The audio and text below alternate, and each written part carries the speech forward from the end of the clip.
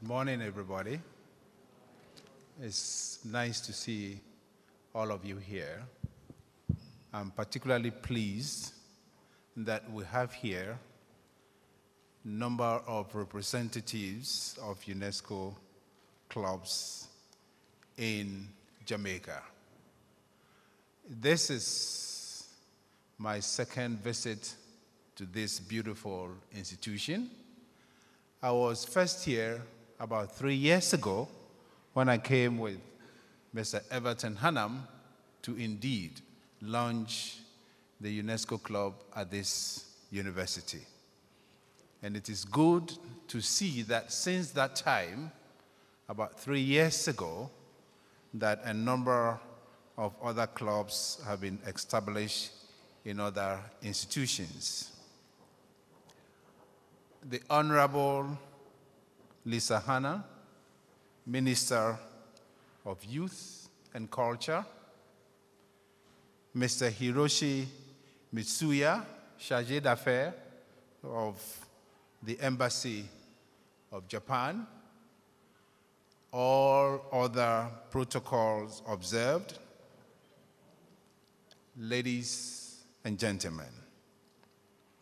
It is a pleasure for me to be here to bring greetings on behalf of the UNESCO Secretariat and particularly on behalf of my colleagues at the Kingston Office for the Caribbean.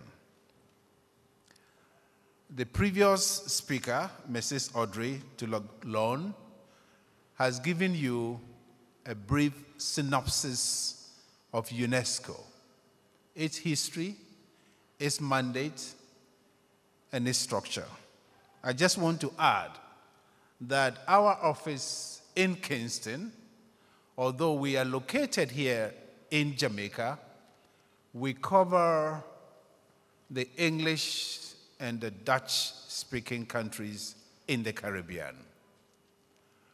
We are also responsible for the non-self-governing territories, which are not members or associate members of UNESCO.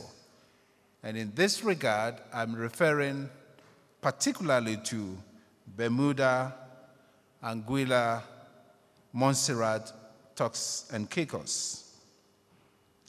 Our mandate is really to support, to provide technical assistance and advice to Caribbean countries in their pursuit of peace, human security, eradication of poverty, sustainable development, and intercultural dialogue through our programs in education, the sciences, and here I mean the natural sciences, the human sciences, and the social sciences, as well as through culture, communication, and information.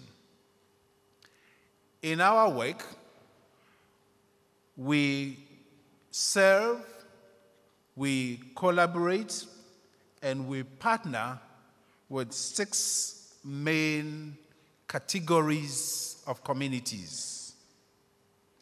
These are the member states and associate member states.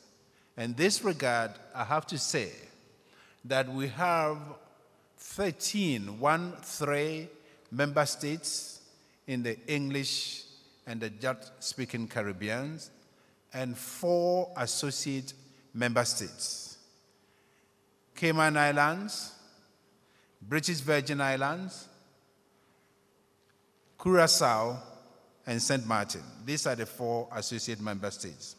So the member states and associate member states form one category of communities that we serve, that we collaborate with. The second category of communities are UN agencies, sister UN agencies.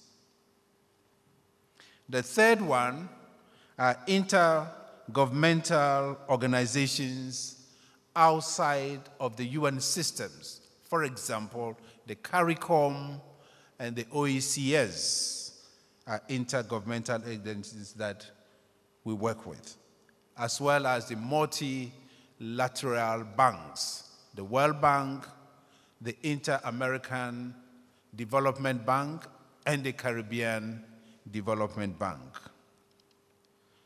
The fourth category of communities that we serve and we partner with is the private sector, the foundations, and business agencies. The fifth category are NGOs, civil society groups, and these are NGOs at the international level, NGOs at the regional level, as well as NGOs at the national level. And the last category of communities that we serve are media organizations, communication and information institutions, and outlets.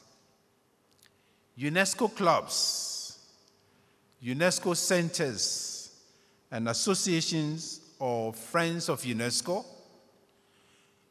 These networks, which are better known, or should I say the more common term that we use to refer to these are UNESCO clubs. They form part of the category of NGOs and civil society groups that we serve, that we partner with in our work. UNESCO recognizes the significant role of civil society groups and NGOs in national, socioeconomic, political, and cultural development, as well as in decision-making processes that affect public life. It is in this regard that UNESCO's medium-term strategy that the previous speaker mentioned, UNESCO medium-term strategy for 2008-2013, and incidentally, this year we have already started preparing our next medium-term strategy that will start from 2014. But the current medium-term strategy underlines the unique role that UNESCO clubs, centers, and associations can play in national sustainable development, in cooperation, of course, with other partners of civil society. As has been mentioned, the UNESCO clubs movement was initiated in Japan in July 1947. That is less than 2 years after the creation of UNESCO itself, which was in November 1945. In 1949, November 1949, the then UNESCO Director General launched an appeal for the creation of UNESCO clubs in secondary schools and universities in support of UNESCO's ideals, UNESCO's mission, and values for world peace. What started as a club in Japan in 1947 has grown into a vibrant worldwide movement with about 3,800 associations, centers, and clubs for UNESCO in more than 80 countries throughout the world, including in the Caribbean. These UNESCO clubs carry out a variety of activities, such as celebrating international days and years proclaimed by the UN General Assembly and by the General Conference of UNESCO, promoting literacy activities, the preservation and presentation of cultural heritage, organizing study camps for young people, educating on prevention of HIV and AIDS, and the publication of newsletters and, in some instances, of websites and information documents. These activities and similar ones are all designed to further the ideals, objectives, and program actions of UNESCO.